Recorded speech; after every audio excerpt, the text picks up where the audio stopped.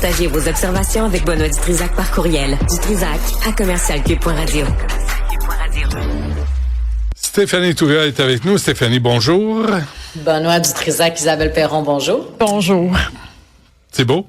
Correct, on peut y aller? Juste dans le non-dit, tout se dit. Ah oui, OK. Tout se dit. On l'a ressenti, hein? On l'a ressenti. Toute l'affection que j'avais quand j'ai dit Isabelle. Ouais, La chaleur humaine. Je veux pas m'interposer là-dedans. Tu sais, je veux vous laisser vivre votre moment. T'as peur de te brûler? Puis après, oh oui, entre deux soleils. Ottawa s'entend avec Québec sur quoi? Oui, écoute, le gouvernement Carney puis le gouvernement Fréchette se sont entendus sur de l'argent. Et on peut dire que c'est une bonne nouvelle, mais en même temps, on peut aussi dire que c'était l'apport qui était dû au gouvernement du Québec. Ça fait des années que le gouvernement du Québec et Ottawa se chicanent sur des transferts qui doivent partir du fédéral vers le provincial. Pourquoi ils doivent partir? Ben parce que Ottawa l'envoie aux autres provinces aussi. Donc là, il y a une enveloppe de 6 milliards de dollars, t'as bien entendu, qui est source de tension entre le gouvernement canadien et le gouvernement québécois, qui sont dédiés au transport collectif. Hein? Quand on pense transport collectif, oui, on pense par exemple à la ligne bleue à Montréal, mais on pense aussi au dossier du tramway de Québec. Donc, il y a vraiment de l'argent qui est névralgique pour des dossiers structurants de transport au Québec, qui dormait dans les coffres d'Ottawa, faute d'entente entre François Legault, ou du moins son gouvernement, et gouvernement Trudeau et gouvernement Carney pendant une plus courte période. Mais là, avec l'arrivée de Christine Fréchette et un changement d'approche, il semble y avoir une issue. Après, deux choses. Un, le diable est toujours dans les détails. Fait que c'est quoi les conditions de transfert de ces sommes-là? Souvent, le gouvernement fédéral, quand il nous envoie de l'argent, bien que ces sommes-là nous sont dues, elles sont rattachées à une série de paramètres puis de conditions. Donc ça, c'est l'élément premier sur lequel on n'a pas encore beaucoup de prévisibilité.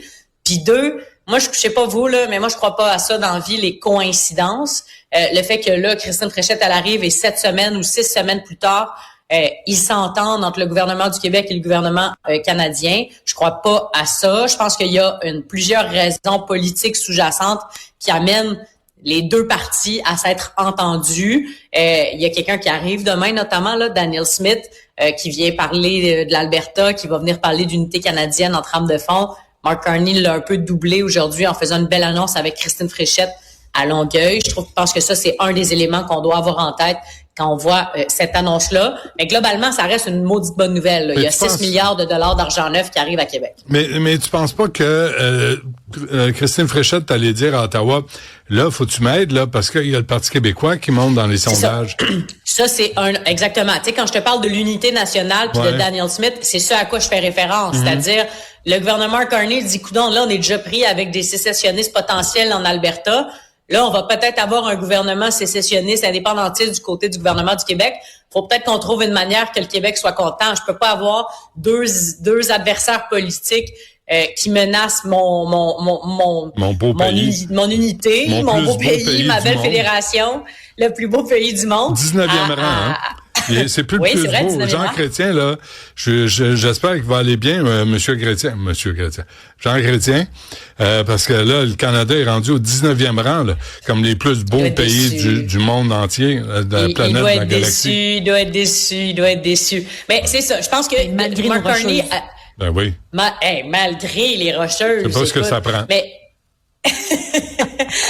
selon Stephen Guilbeault, des politiques climatiques ambitieuses, mais on en reparlera peut-être tantôt. Oui. Fait que c'est ça.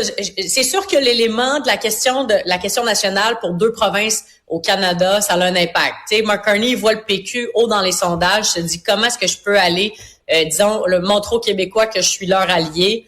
Ouais, on va leur shipper de l'argent. Puis de l'autre côté, Christine Fréchette, qui leur est dû, par ailleurs, là, c'est pas un cadeau. Puis Christine Fréchette, de son côté, c'est sûr qu'elle doit faire atterrir un gain. Elle a eu une mauvaise semaine politique la semaine dernière. On l'a accusée d'être dépensière. Moi, j'étais à son discours hier à la Chambre de commerce de Montréal où elle a dit, moi, je suis d'accord avec ça, là, mais elle a dit, il faut qu'on arrête de couper des rubans, il faut qu'on s'occupe de ce qu'on a.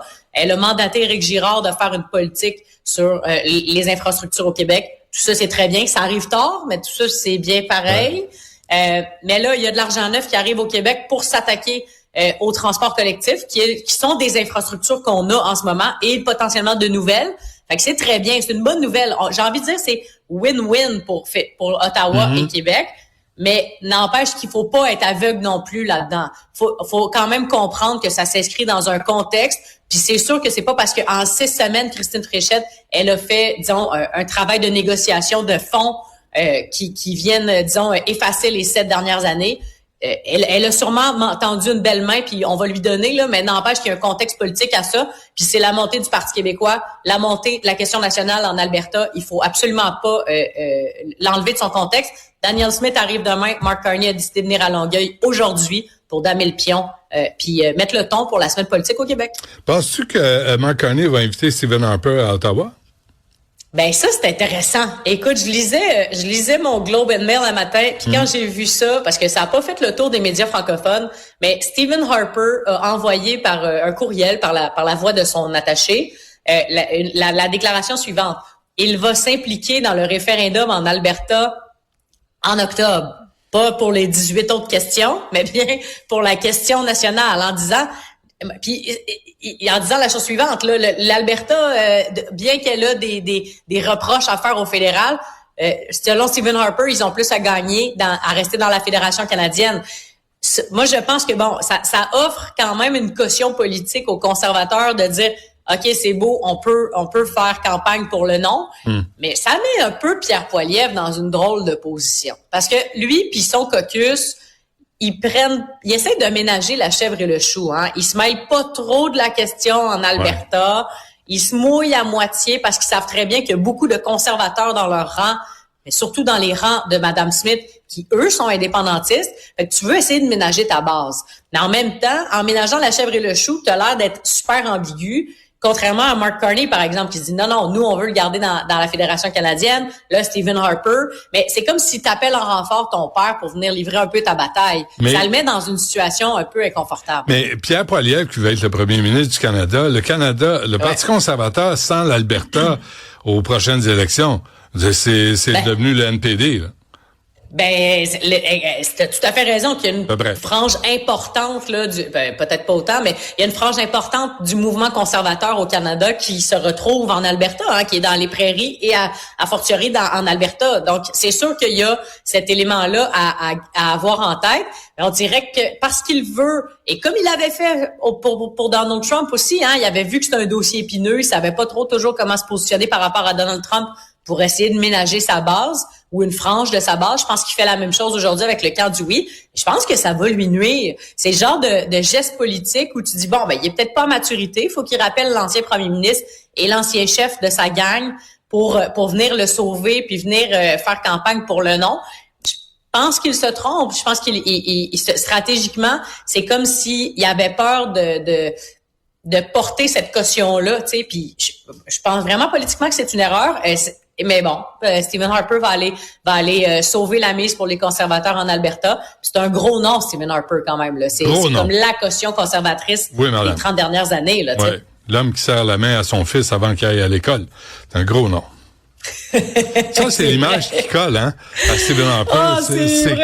Ça, c'est killer. C'est comme, voyons, faisais un petit câlin à ton gars, souhaite-lui une bonne journée. High five, là, tu sais, hey, vas-y, mon pit, là, tu sais. Bonne journée, mon garçon. Ouais. Have a nice day, boy. Yes. See you at dinner tonight. On fera la prière tantôt. Un mot sur Stephen Guilbeault. Écoute, on n'en a pas parlé hier, toi et moi, parce que j'avais pas eu la chance d'écouter l'entrevue. Je l'ai réécouté, je l'ai rattrapé ce matin. Ton entrevue avec Stephen Guilbeault, je l'ai trouvé franchement très intéressante. J'ai trouvé qu'il a vraiment levé le voile sur la question climatique, évidemment, et son appartenance politique. Évidemment que c'est l'extrait que j'ai pas pu faire sortir, j'ai pas eu le temps, mais l'extrait qui m'a le plus fait sourire, c'est quand lui, il dit quelque chose comme le Canada va faire moins bonne figure que les États-Unis de Donald Trump en matière climatique. Ça fait mal, tu sais. C'est un ancien ministre de l'Environnement qui dit ça, qui dit Mark Carney, bien qu'il se dit environnementaliste, fera moins bien que Donald Trump. Évidemment que c'est pas une affaire de Donald contre Mark Carney, puis ce sont les industries qui partent de beaucoup plus loin aux États-Unis, puis qui ont un bilan catastrophique des dernières années. Fait qu'ils ont l'air de faire mieux, mais n'empêche que le statement, la déclaration, la posture de Stephen Guilbeault, elle fait mal paraître les libéraux de Mark Carney en matière environnementale, en matière de causes environnementales. Ah, Stéphanie, on me dit qu'on a l'extrait. Puis j'ai parlé à des experts, puis bon, j'ai été ministre de l'Environnement pendant 4 ans, là. Notre bilan à la fin de l'année, quand on va faire les évaluations, ça va démontrer qu'on a pris tellement de recul qu'on est moins bon que les États-Unis sous Donald Trump. Mais il faut dire que sous Donald Trump, bon, je parlais de ce qui se passe au niveau des États. À quel point ça t'arrache les molaires de dire ça? À quel point c'est souffrant pour... Je suis sérieux, non, là. Mais écoute, ça va Là, tu me dis que Donald Trump est plus écologiste. Non, c'est écologique que Mark Carney. C'est pas ce que je dis, mais je ramasse. Mais le bilan à la fin de l'année, entre autres parce que dans le secteur de l'électricité aux États-Unis, il y a encore beaucoup de charbon, puis là, c'est en train d'être remplacé soit par du gaz naturel ou beaucoup par les renouvelables, malgré Donald Trump. Le bilan des Américains à la fin de l'année sera probablement plus positif que le nôtre. Aïe, aïe. Ouais, ça je comprends pas que ça n'a pas été repris parce que je trouve que je lui ai demandé de le répéter parce que je croyais pas à ce que j'entendais. Ben, c'est pour ça que je voulais qu'on en parle aujourd'hui, parce que je trouvais que c'était une entrevue qui était importante, qui avait un peu passé sous le radar, parce que pour une raison qui m'échappe. Mais Stephen Guilbeault, là, quelle hauteur, quelle transparence, quel courage aussi d'avoir dit ça hier, d'être parti aussi, de quitter en disant, moi, écoutez, là, je me reconnais plus dans ce gouvernement-là, je n'ai avalé des couleuvres, j'ai été solidaire, j'ai pris des décisions qui allaient contre mes valeurs, mais je pensais que c'était pour le bien de l'équipe, puis là, ça va trop loin. Bravo à Stephen Guilbeault. On peut lui reprocher bien des affaires, puis c'est correct. Je pense qu'on l'a fait dans la dernière décennie à des moments où il fallait le faire. Mais quand même, d'être capable de dire ça aujourd'hui, de le dire calmement, de l'articuler comme il le fait. J'espère qu'on va continuer de l'entendre dans l'espace public, Stephen Guilbeault. C'est clair que ça en va à l'international. Là, je pense que c'est la prochaine étape. Écoute, Stéphanie, merci de souligner l'entrevue avec Stephen Guilbeault, où je l'ai vraiment trouvé ouvert. Tu sais, parce qu'il y aurait pu...